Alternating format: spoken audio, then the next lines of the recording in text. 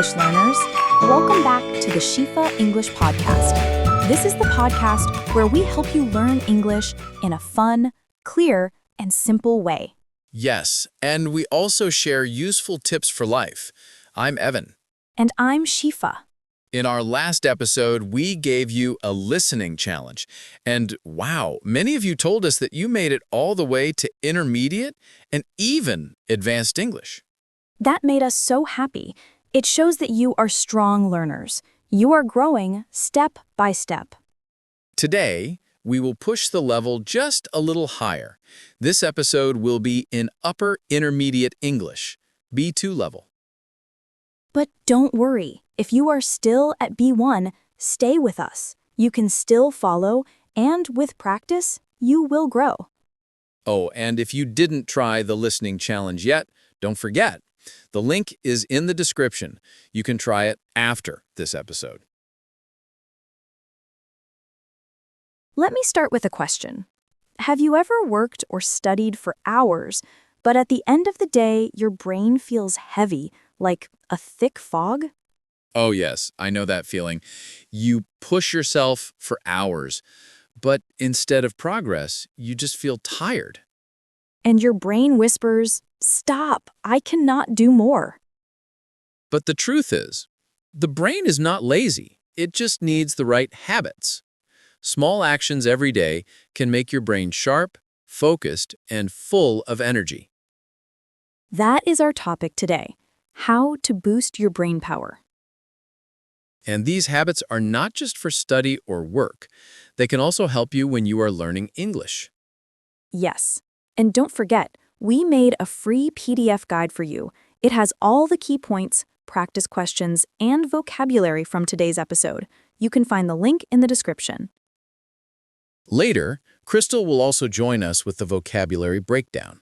She will explain useful words in very simple English. That is my favorite part. Same here. Okay, let's start with focus.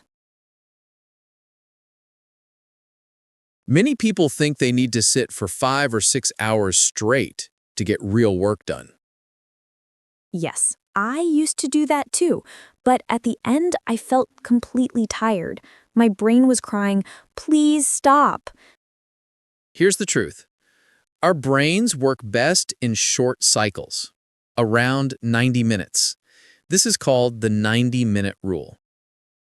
That means you focus hard for 90 minutes and then take a short break.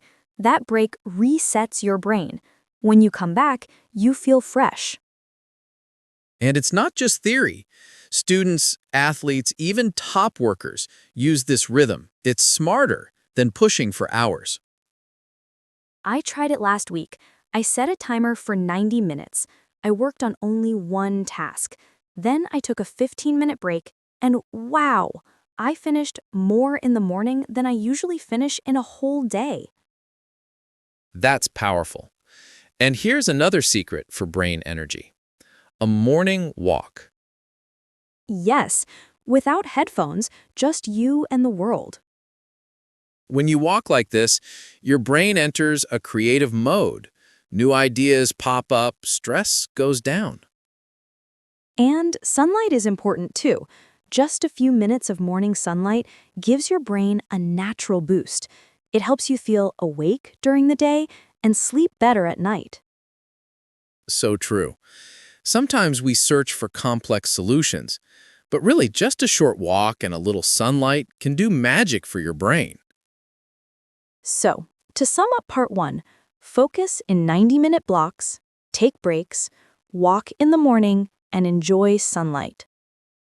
Exactly. Simple habits, but very powerful.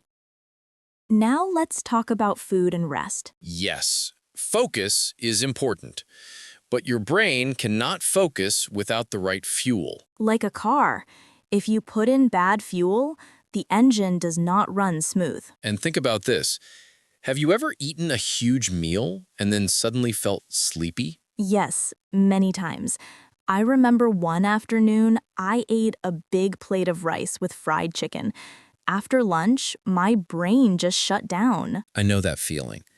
That's why smart food is brain food. light, healthy meals give your brain steady energy. Salmon, nuts, blueberries, and even a little dark chocolate. Chocolate. Now you are speaking my language. But yes, heavy food makes me lazy. Light food keeps me awake. Here's a small but powerful habit. Eat mindfully. That means no scrolling, no TV, no rushing. Just eat and enjoy. I tried it once. At first, it felt strange. But then I noticed I felt full faster and calmer. Exactly. When you eat slowly, your body knows when it is full. You get energy, not tiredness. Now, let's talk about naps. Many people think naps are for kids. But really, naps are like a secret weapon. Yes, but the trick is keep it short.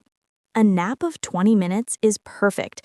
It recharges your brain, improves memory, and lifts your mood. Okay, that sounds doable. Not long naps, just quick naps. Exactly.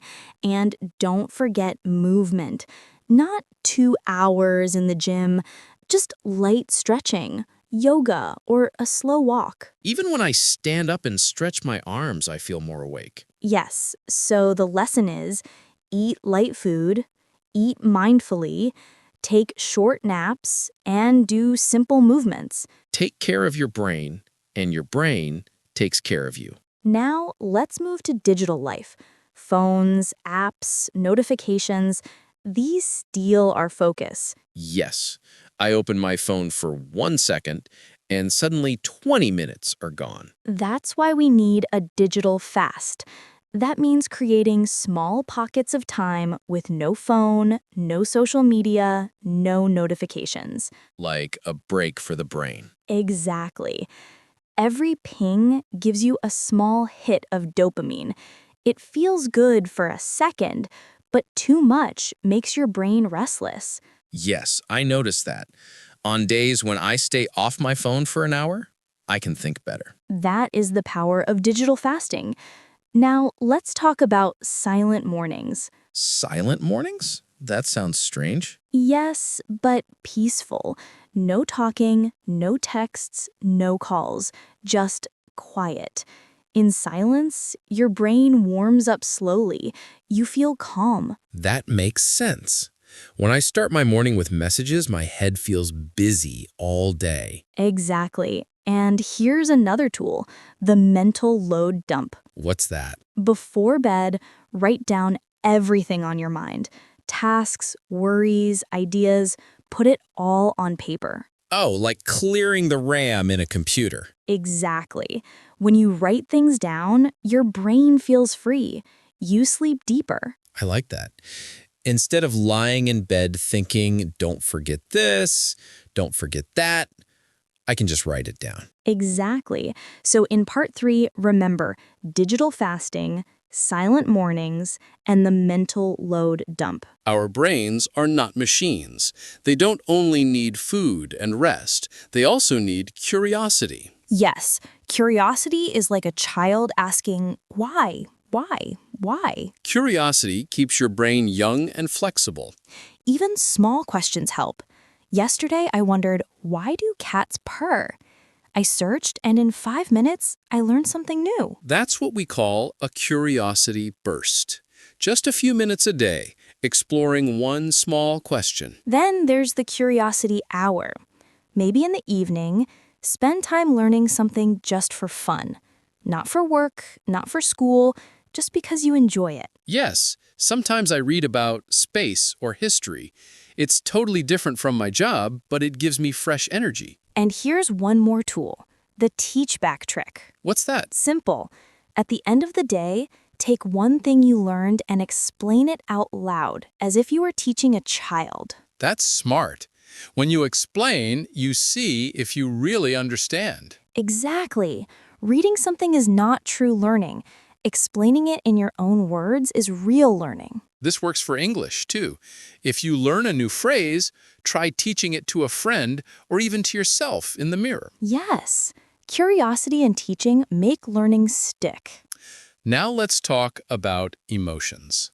Brain power is not just focus and discipline. It is also about feelings. Yes, if emotions are messy, the brain cannot think clearly. That's true. When I feel stressed, even small tasks feel big. That's why emotional balance is so important. One way is through real conversations. One real talk every day. Not texting, not emojis. Yes, even a short coffee with a friend makes me feel human again. Exactly. Real connection reduces stress. Another habit is gratitude journaling. Every night, write 3 things you are thankful for. It sounds simple, but it's powerful. Gratitude changes your focus from problems to positives. I tried it for a week. At first, I wrote small things like good coffee, but slowly I felt lighter, happier. That's the power of gratitude. And here's another habit, the daily win reflection. What's that? Before bed, ask yourself, what small thing did I do today that moved me forward? I like that. It's not about perfection, it's about progress. Yes. And finally, the one problem journal. Write down one problem before bed. Don't solve it, just write it. And then? Then sleep. Your brain works in the background.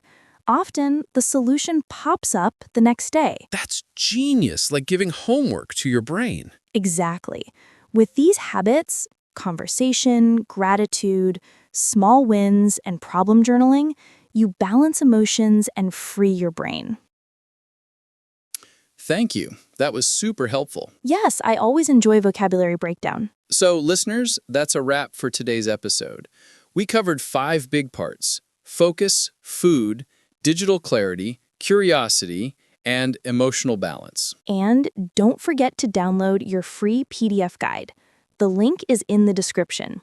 If you enjoyed today's episode, please like, share, and subscribe. And tell us in the comments, which brain habit will you try first? We'll be back soon with another episode to help you learn English in a simple and powerful way. Both. See you next time on the English Leap Podcast.